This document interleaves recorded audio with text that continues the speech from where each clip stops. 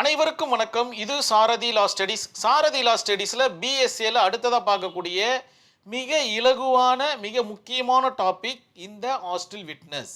இது தெரியாமல் நீங்கள் இந்த சப்ஜெக்டை கடந்து போயிட முடியாது. அது மட்டும் இல்லாமல் இந்த கொஸ்டின் கேட்கணும் அப்படின்ற அவசியத்தை எண்ணிக்கிட்டு இருக்காதீங்க. ஏதாச்சும் ஒரு இடத்துல இணைத்து எழுத ப்ராக்டிஸ் பண்ணிக்கிங்க. அதுதான் சரியான ஒரு பதமும் கூட. பிழர் சாட்சினா என்னன்னா, நேற்று கூறியதை நேற்று ஒரு விஷயத்த சொல்றாரு, அப்படியே இன்னைக்கும் சொல்லிட்டாருன்னா அவருக்கு பேர் பார்த்தீங்கன்னா சரியான சாட்சின்னு அர்த்தம். பிழர் சாட்சி அதற்கு நேர்மாறு. நேற்று கூறியதை அப்படியே சரியாக சொல்லவில்லை என்றால் அவருக்கு பெயர் பிழர் சாட்சி. பிழர் சாட்சிகளை நீதிமன்றங்கள் ஏற்றுக்கொள்வது கிடையாது அப்படின்ற மாதிரி உங்களுடைய ஆன்சர் ஷீட்டை நீட் அண்ட் கிளியராக கம்ப்ளீட் பண்ணிடுங்க. ஏன்னா ஹாஸ்டல் விட்னஸ் நீதிமன்றத்திற்கு ஒவ்வாத ஒரு சாட்சியங்கள். ஏன்னா அதை வச்சுட்டு கண்டிப்பாக எந்த ஒரு சரியான நீதியும் கொடுக்க முடியாதுன்றது நினைவில் வச்சுக்கிங்க. அதனால தான் பிழர் சாட்சினாவே கொஞ்சம் ஒரு மாதிரி ட்ராவல் ஆகும். அதே போல் பிழர் சாட்சி அப்படின்ற ஒரு கான்செப்ட் இருக்கும்போது டிஃபென்ஸ் சைடு ரொம்ப கெட்டிக்காரத்தனமாக இருக்கணும். தேவையான ஒரு கொஸ்டினை கண்டிப்பாக கேட்டு வச்சுறது பெட்டர். அவர் நமக்கு ஃபேவராக ஆயிட்டாரேன்னு ஒரு கேள்வி கூட சொல்லாமல் விட்டுட்டோம்னா அப்பீலில் நம்ம மாட்டிப்போன்றது நினைவில் வச்சுக்கிங்க. ஏன்னா அப்பீலில் மறுபடியும் அவர் சரியான சாட்சியை சொன்னார்னா இதற்கும் அதற்கும் கான்ட்ராடிக்ஷன் வரும். அதனால் பிழர் சாட்சி சொல்லும் பொழுதே அந்த சாட்சியை உண்மையான சாட்சியாக மாற்றிவிட வேண்டும் டிஃபென்ஸ் சைடு. இன்னும் கொஞ்சம் தெளிவாக சொல்கிறேன் பாருங்க. முதல்ல பிழர் சாட்சினா என்ன? செக்ஷன் 157 டிஃபைன் பண்ணுது வாட் இஸ் ஹாஸ்டல் விட்னஸ்னு. ஹாஸ்டல் விட்னஸை பற்றின ஒரு 4 லைனை படித்தா மிக அற்புதமாக புரிய வரும். முன்னர் கொடுத்த வாக்குமூலத்திற்கு, முன்னர்னா ஏதோ ஒரு நாளில் வாக்குமூலம் கொடுக்குறாரு. இது ஒரு இயர்னு வச்சுப்போம். 2023 ஒரு வாக்குமூலம் கொடுக்கிறார் ஒரு நபர். ஏதோ ஒரு இன்சிடெண்ட்டை பார்த்துருப்பாரு. வாக்குமூலம் பதியப்படுகிறது. எந்த இடத்துல பதியப்படுகிறதுன்னு பார்த்தீங்கன்னா சார்ஜ் ஷீட்டில் பதியப்படுகிறது. இந்த இடத்துல நீங்கள் சார்ஜ் ஷீட்டையும் இணைத்து எழுத பழகி கொள்ளுங்கள். அதுதான் சரியான ஒரு ஆன்சராக இருப்பதற்கு வாய்ப்புகள் இருக்குது. சார்ஜ் ஷீட்டில் இவர் சொன்ன வாக்குமூலங்கள் எல்லாம் பதியப்பட்டு அவர் கீழே கையொப்பமிடுகிறார். So concept completed 2023. இதே வழக்கு எல்லா விஷயமும் நடந்து 2025 வருது. 2025 இவருடைய டேர்ன் வருது. இவர் சாட்சி சொல்லணும். விட்னஸ் பாக்ஸில் இவர் ஏறுகிறார். விட்னஸ் பாக்ஸில் ஏறிட்டார். 2023 சொன்ன அதே வாக்கியத்தை இந்த இடத்துல சொல்லிட்டாருன்னா அவர் நல்ல சாட்சி அப்படின்னு அர்த்தம், சரியான விட்னஸ் அப்படின்னு அர்த்தம். 2025 விட்னஸ் பாக்ஸில் நீதிமன்றத்திற்கு முன்னாடி நான் கூறியது 2023 கூறியது எனக்கு ஞாபகம் இல்லை, நான் கூறினேனா என்பதே எனக்கு தெரியவில்லை, பாதிக்கப்பட்ட நபர் யாரென்றே எனக்கு தெரியவில்லை, பாதிப்பை ஏற்படுத்திய நபரும் யாரென்றே எனக்கு தெரியவில்லை, நான் அந்த இடத்துல இருந்ததா எனக்கு ஞாபகம் இல்லை, இருட்டா இருந்துச்சு, எனக்கு சரியா கண்ணு தெரியல, இந்த மாதிரியான ஒரு வாக்கியங்களை சொன்னார்னா அவருக்கு பெயர் தான் பார்த்தீங்கன்னா ஹாஸ்டல் விட்னஸ். இந்த மாதிரி நபர்களை டிஃபென்ஸ் சைடு ஏதாச்சும் 2 கொஸ்டினை கேட்டு வச்சுக்கணும். நீங்கள் அவரை பார்க்கலன்னு சொல்கிறீங்க, கிராஸில் முதல்ல நீங்கள் பார்த்ததா சொன்னீங்களே அது உண்மையா இது உண்மையா அப்படின்ற மாதிரி ஒரு 2-3 ஆக்சுவலாக நம்ம கேட்டு வச்சுக்கிறது நம்மளுக்கு பெட்டர். ஏன்னா அப்பீலில் நம்ம சேஃப் சைடாக இருப்போம். அதுக்காக சொல்ல வரேன். இது ப்ராக்டிஸ் பண்ணும்போது உங்களுக்கு உதவிகரமாக இருக்கும்.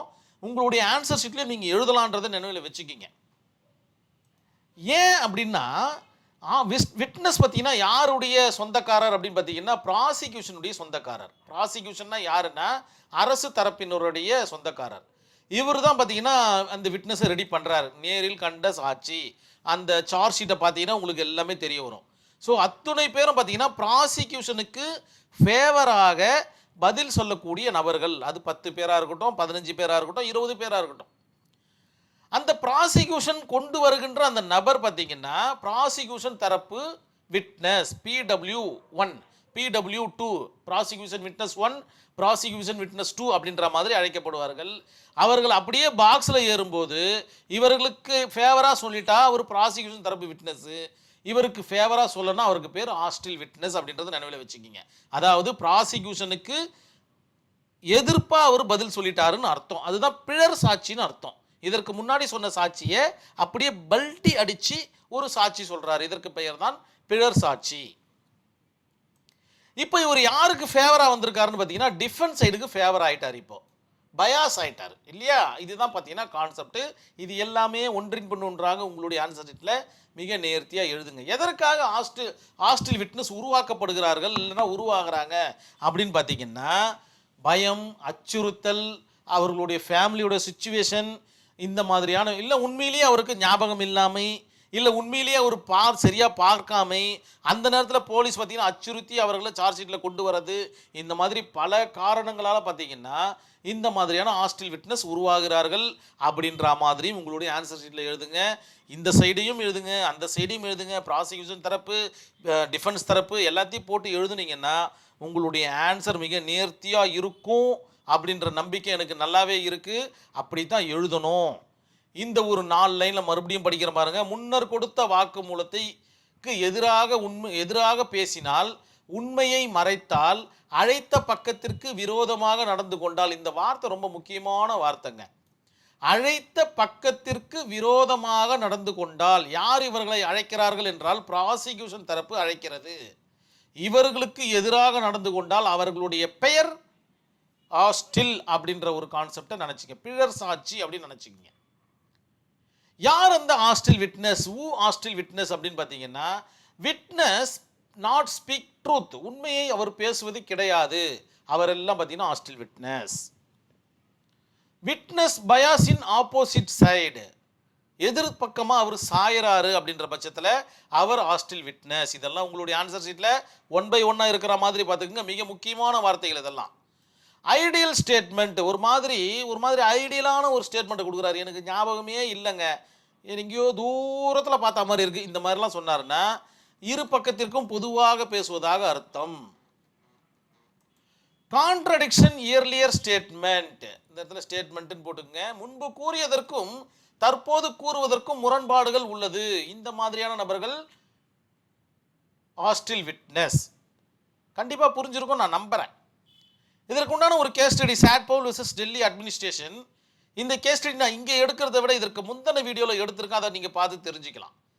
20 கிராஸ் எக்ஸாமினேஷனில் இது கண்டிப்பாக வந்திருக்கும். என்னென்னா ஒரு ஹாஸ்டில் மாறுறாருன்னு வச்சுப்போமே, ஒரு விட்னஸ் பார்த்தீங்கன்னா ஹாஸ்டில் விட்னஸாக மாறுறாரு, அவரை கிராஸ் பண்ணலாம் அப்படின்னு சொன்ன மிக முக்கியமான ஒரு கேஸ் ஸ்டடி தான் இந்த சாட் பவுல் வெர்சஸ் டெல்லி அட்மினிஸ்ட்ரேஷன்.